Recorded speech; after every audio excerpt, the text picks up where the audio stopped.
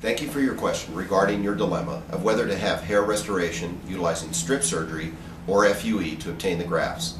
My name is James Harris, Medical Director of the Hair Sciences Center of Colorado, and unfortunately you may have heard conflicting information on this topic from either patients or physicians due to either a lack of knowledge about either procedure or due to a commercial bias. I'm going to try to give you some information that may help you sort the facts and make a decision that's right for you. You're not alone in your fear about ending up as one of those people that you've read about with bad strip scars. But let's take a step back, ignore the hype, and look at the reality of the two procedures. First, I would like to tell you that about 60% of my patients opt for strip surgery and the remainder opt for FUE. I'm hopeful that the reason my patients select one procedure over another is because they understood the risks, benefits, and costs, and they made a decision based on the merits of each procedure.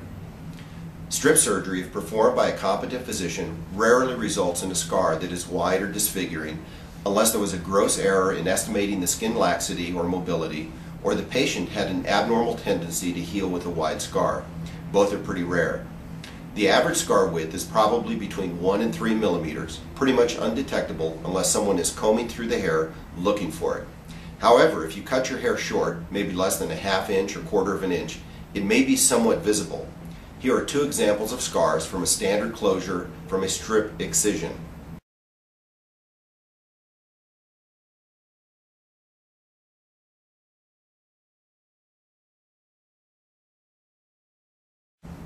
If you are committed to a short haircut, 1/2 an inch or less, you might ask your physician about a trichophytic closure. This is a way of closing the skin such that the hairs in the wound margins are induced to grow through the scar to diminish its visibility, even with shorter haircuts. In general, I don't feel that the risk of a wide scar is a great reason to discount strip surgery. The positives are that it has produced millions and millions of great quality grafts, and it's the most cost-effective procedure to generate large numbers of grafts. The downsides are the linear scars that may be visible with shorter haircuts that we've talked about, the post-operative pain for 2 to 3 nights, the soreness for about a week, and then the numbness and tightness that patients experience for 6 to 10 weeks. As far as FUE goes, the positives are those lack of linear scars, the ability to wear your hair very short, and the lack of post-operative pain and the rapid healing, usually within 2 to 3 days. The downsides are the needs to shave large areas of donor scalp to generate large numbers of grafts, the increased time for a procedure or the need for multiple days of procedures, and the cost, which is often double that of strip grafts. And then finally, the possibility that the graft survival may not be as high as strip grafting. FUE grafts lack protective fat and are more prone to drying and handling trauma. There are no studies to indicate what this difference may be, but my guess is that in some patients it may be 3 to 5% lower than strip grafting.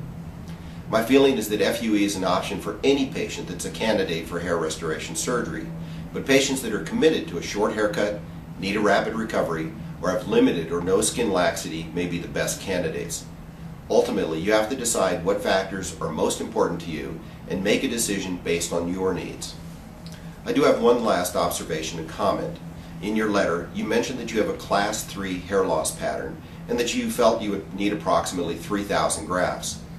Usually patients that have a Class 3 pattern do not need 3,000 grafts to achieve a look of reasonable fullness. Here are several examples of patients with Class 3 loss or greater and the results they achieved with far less than 3,000 grafts. You might talk to your surgeon about a realistic estimate.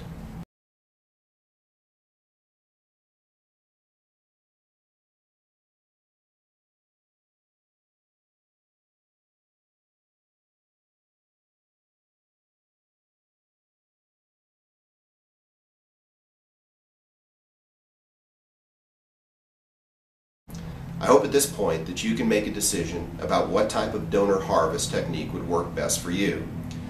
And hopefully you're basing your decision on the relative advantages and disadvantages of each type of procedure as well as the costs involved. I wish you luck in your search for hair, and thank you.